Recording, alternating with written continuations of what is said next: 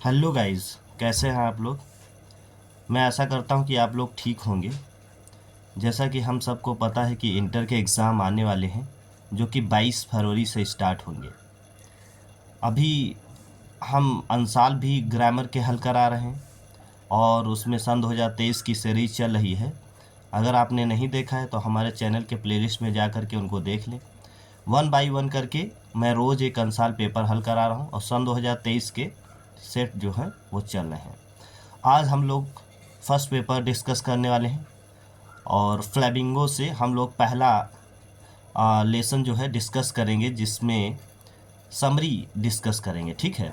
और जिस बुक से हम डिस्कस करने जा रहे हैं आप उसको ज़रा देख लें। ये किताब है इस तरीके से आप उसको देख लीजिए। ये किताब है और इस किताब से हम एनसीईआरटी की किताब है, इस किताब से समरी डिस्कस करेंगे। और अगर आपके पास किताब है तो आप उसको खोल कर देख लीजिए और खोल करके रख लीजिए और लाइन बाय लाइन हम लोग उसको पढ़ेंगे और उसका एक्सप्लेनेशन करेंगे। ये आपके एग्ज़ाम के लिए बहुत ही हेल्पफुल होगा। देखो, किसी भी क्वेश्चन का आंसर लिखने के लिए उस लेसन की समरी आना बहुत ज़रूरी, ठीक है। अगर आपका कॉन्सेप्ट क्लियर रहेगा, आपको उस लेसन की समरी आती है, कौन सा राइटर उसको लिखा ये आता है, तो आप जो है क्वेश्चन बड़ी ही आसानी से लिख सकते हैं, ठीक है। तो रोज़ हम एक लेसन डिस्कस करेंगे जो आपके लिए एग्ज़ाम के लिए काफ़ी हेल्पफुल होगा। और अगर आपको लेसन जो एक्सप्लेनेशन पसंद आता है तो कमेंट करके ज़रूर बताएं। और आइए चलते हैं, देखते हैं। तो ये फ्लेमिंगो से हम लोग पहला लेसन डिस्कस करने जा रहे हैं, जिसका नाम है द लास्ट लेसन। अगर देखा जाए तो ये प्रोज में पहला लेसन है, इंटर का है और इसका नाम है लास्ट लेसन। तो ये एक तरीके से फिगर ऑफ स्पीच भी हुआ, जिसको हम आयरनी बोलते हैं। आयरनी का मतलब ही होता है जो कुछ आप कह रहे हैं बिल्कुल उसका उल्टा। तो ये प्रोज में पहला लेसन है, लेकिन लेसन का नाम है द लास्ट लेसन, ठीक है। और जैसे एक जगह एक आयरनी का बेस्ट एग्जांपल है कि जैसे एक जगह लिखा था nothing can be written on stone, मतलब एक पत्थर पे लिखा था कि nothing can be written on stone, कि पत्थर पे कुछ नहीं लिखा जा सकता, और लिखा पत्थर ही पे था। तो ये जो एग्जाम्पल है, it is the best example of irony. Irony का मतलब ही होता है जो कुछ आप कह रहे हैं बिल्कुल उसका उल्टा आंसर निकलना, उसका उल्टा मतलब निकलना, तो उसको आयरनी बोलते हैं। क्या लिखा था पत्थर के ऊपर? Nothing can be written on the stone, पत्थर के उस पर कुछ नहीं लिखा जा सकता। और ये लिखा कहाँ था? ये एक पत्थर ही पे लिखा था, ठीक है। तो ये एक बेस्ट एग्जाम्पल है आयरनी का। तो वैसे ही ये लेसन तो फर्स्ट है, लेकिन इसका नाम है द लास्ट लेसन। और ये किसके द्वारा लिखा गया? ये अल्फोंस डुडेट के द्वारा लिखा गया है। ये किस स्टोरी पे क्या है आइए देखते हैं। तो पहले अबाउट द ऑथर पढ़ लेते हैं ताकि लेसन को समझने में बहुत ही आसानी हो। तो इसको अल्फोंस डडेट ने लिखा है। ये 1840 में पैदा हुए थे और 1897 ईस्वी में जो है मर गए थे। वॉज अ फ्रेंच नॉवलिस्ट, ये एक फ्रांस के नॉवलिस्ट हैं, शॉर्ट स्टोरी राइटर हैं। The last lesson is set in the days of the Franco Prussian war 1870। ये फ्रांस और प्रूसियन के बीच में 1870 से लेकर के 1871 के बीच में एक युद्ध हुआ था, उसका वर्णन करती है। In which France was defeated by Prussia led by the Bismarck, और जिसमें क्या है, फ्रांस जो है प्रूसिया के द्वारा हरा दिया गया था और प्रूसिया जो है बिस्मार्क के नेतृत्व में चल रहा था उस समय। Prussia then consisted of what now are the nations of Germany, Poland and parts of Australia, ठीक है। उस समय प्रूसिया कितने कंट्रीज से मिलके बना था? अब तो ये अलग हो गया है, लेकिन प्रूसिया में उस समय कौन कौन से देश शामिल थे? जिसमें था जर्मनी, पोलैंड और ऑस्ट्रेलिया। जर्मनी, पोलैंड, ऑस्ट्रेलिया को मिला करके वो प्रूसिया बना हुआ था। In this story the French district of Alsace and Lorraine have passed into the Prussian hand. और इस युद्ध में फ्रांस हार गया, तो इसलिए फ्रांस के जो दो शहर थे जिसका नाम अल्सास और लोरेन था, वो प्रूसिया के हाथों में चले गए। Read the story to find out the what effect this had on the life at school. आइए इस कहानी को पढ़ते हैं और देखते हैं कि विद्यार्थी जीवन में इसका क्या प्रभाव पड़ा है, ठीक है। तो हम लोग समरी का डिस्कशन एक्सप्लेनेशन करने जा रहे हैं और लाइन बाय लाइन रहेगा। अगर आपके पास एनसीईआरटी की बुक है तो आप उसको खोल लीजिए और देखते हैं। तो लिखा है, French started for school very let that morning. उस सुबह फ्रेंच जो है स्कूल के लिए काफ़ी देर से रवाना हुआ। He was afraid of being scolded because mister Hamel was to question them on participle. उसे काफ़ी डर था कि वो डांटा जाएगा क्योंकि मिस्टर हैमिल ने उससे पार्टिसिपल के ऊपर रूल सुनने के लिए कहा था। ठीक है, and he did not know the first word about them. और उसे पार्टिसिपल का एक भी शब्द नहीं आता था। ही thought of running away and spending the day out of the doors. उसने सोचा कि चलो भाग चले कहीं या कहीं घर से बाहर दिन व्यतीत करें, स्कूल ना जाएं। द वार्म ब्राइट डे, दिन काफ़ी गर्म था। द चैर्पिंग बर्ड्स, चिड़ियाएँ चहक रही थीं। And the Prussian soldiers drilling in open field back to the sawmill. वहाँ पर एक आरा मशीन थी, उसके पीछे खेतों में जो प्रूसिया के सैनिक थे वो ड्रिल कर रहे थे।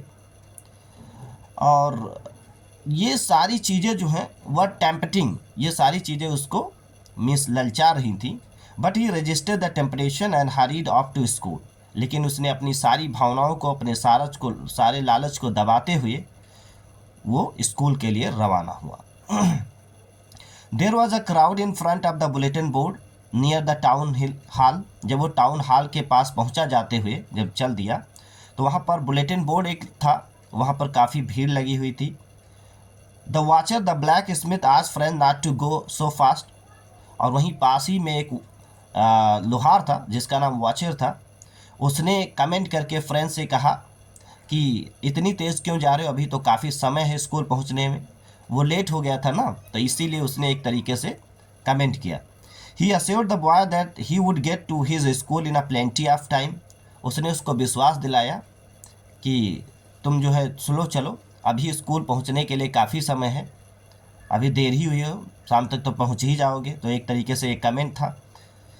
Usually there was a great Bansal when the school began. अक्सर क्या होता था जब स्कूल शुरू होता था तो काफ़ी मतलब शोरगुल रहता था। But the day everything was as quiet as Sunday morning. लेकिन आज दिन इतना ही ठंडा था, इतना ही शांत था स्कूल, जितना कि ऐसा लग रहा था कि संडे की सुबह होती है। पता नहीं क्या चल रहा था, स्कूल में काफ़ी शांति थी। उसने सोचा था कि स्कूल में शोरगुल होगा, भीड़ भक्का मचा होगा, उसी शोरगुल में मैं स्कूल में जा कर के अपने क्लास में बैठ जाऊंगा, कोई जान भी नहीं पाएगा।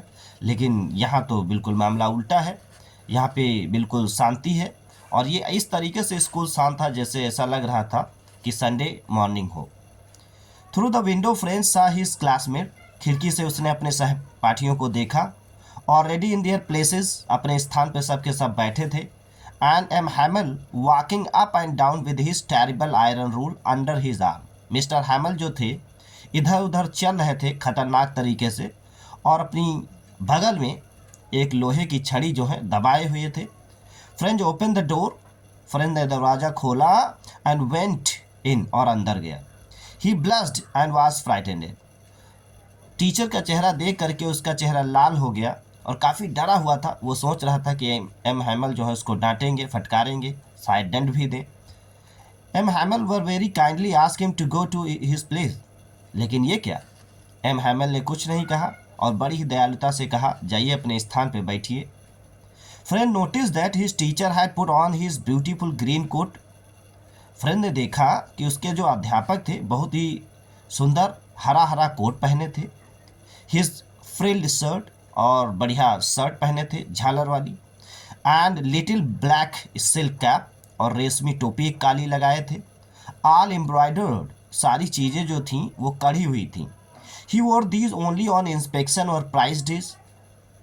ये इस तरीके की ड्रेस जो है टीचर हमारे एम हैमल या तो कोई निरीक्षण का दिन होता था उस दिन पहनते थे, या कोई जिस दिन जैसे प्राइज़ वितरण रहता था, इनाम उनाम बांटा जाता था, उस दिन पहनते थे।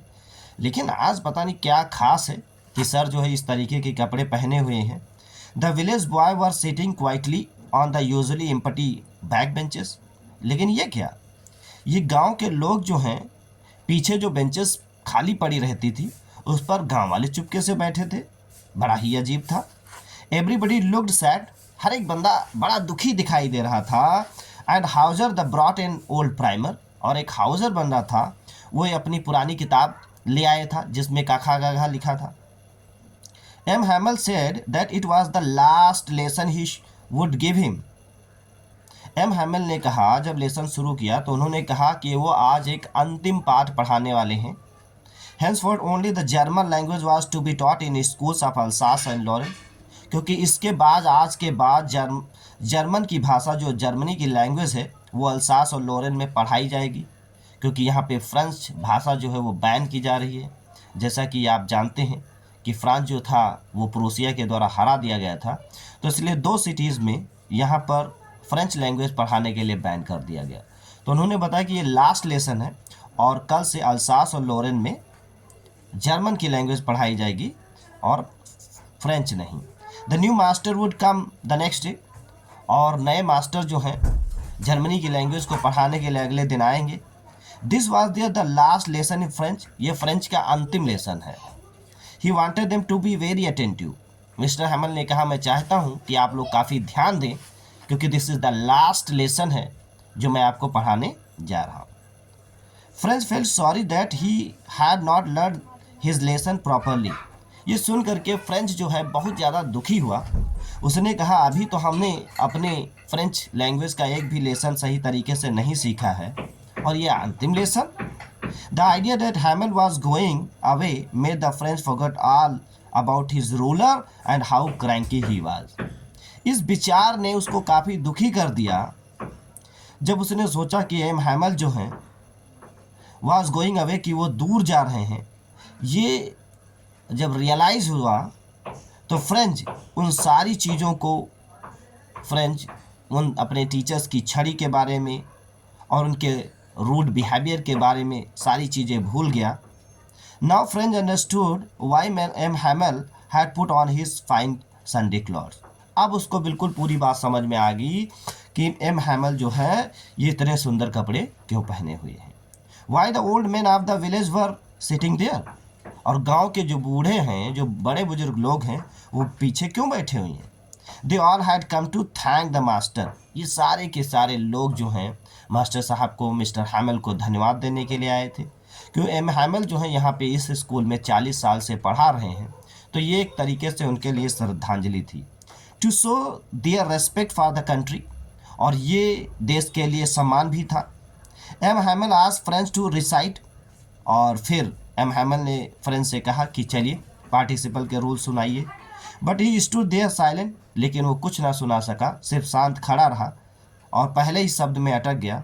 The teacher did not scold him, लेकिन अध्यापक ने उसको डांटा नहीं।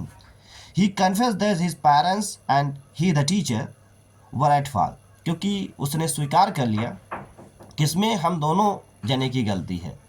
मतलब टीचर एम हैमल ने कहा इसमें हमारी भी गलती है और इसमें कुछ गलती आपके माता पिता की भी है। Then he talked of the French language, the most beautiful language in the world. फिर उसने बताया कि फ्रेंच जो है ये संसार की बहुत ही सुंदर भाषा है, सबसे ज़्यादा सुंदर है, द क्लियरेस्ट, सबसे ज़्यादा साफ सुथरी है, द मोस्ट लॉजिकल, और बहुत ही ज़्यादा तार्किक भाषा ये। He asked them to guard it among them, उसने सब लोगों को बताया कि हमें इस भाषा की रक्षा करनी है, नेवर फॉरगेट इट, और कभी इसको भूलना नहीं है।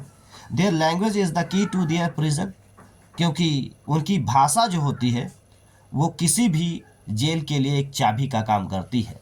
ठीक है। They had lesson in grammar and writing, उसके बाद एम हैमल ने ग्रामर की क्लास ली, फिर राइटिंग करवाया, सब बच्चों से लिखवाया।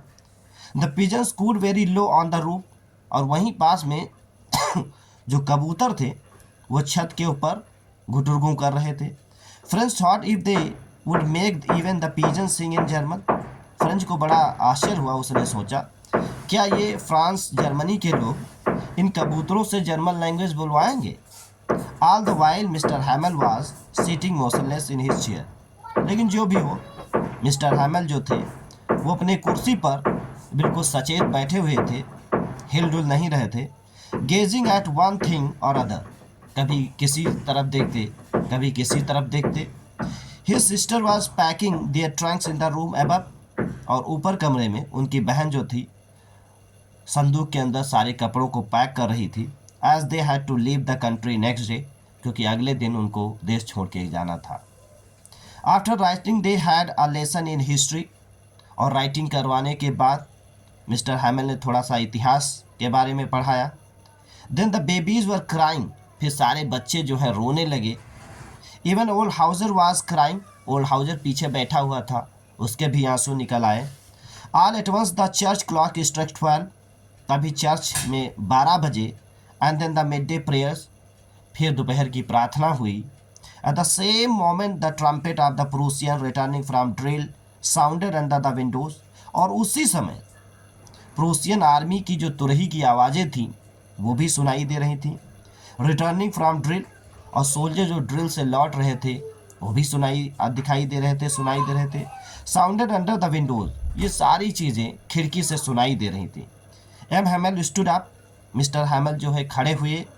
ही वांटेड टू स्पीक, वो कुछ बोलना चाहते थे, बट समथिंग चोक्ड हिम, लेकिन कुछ ऐसा था जो उनके गले को रूंध दिया। Then he took a piece of the chalk, फिर उन्होंने एक टुकड़ा चॉक का उठाया। And wrote on the blackboard as large as he could, और ब्लैक बोर्ड पर जितना बड़ा वो लिख सके उतना बड़ा लिखे। क्या लिखे? वाइव ला फ्रेंच, ये फ्रेंच लैंग्वेज है, इसका मतलब होता है मीन्स लॉन्ग लिव फ्रांस, मतलब फ्रांस अमर रहे। आफ्टर दिस ही स्टॉप, उसके बाद वो रुक गए। Leaned his head against the wall, और दीवार के सहारे अपने सर को झुका लिया।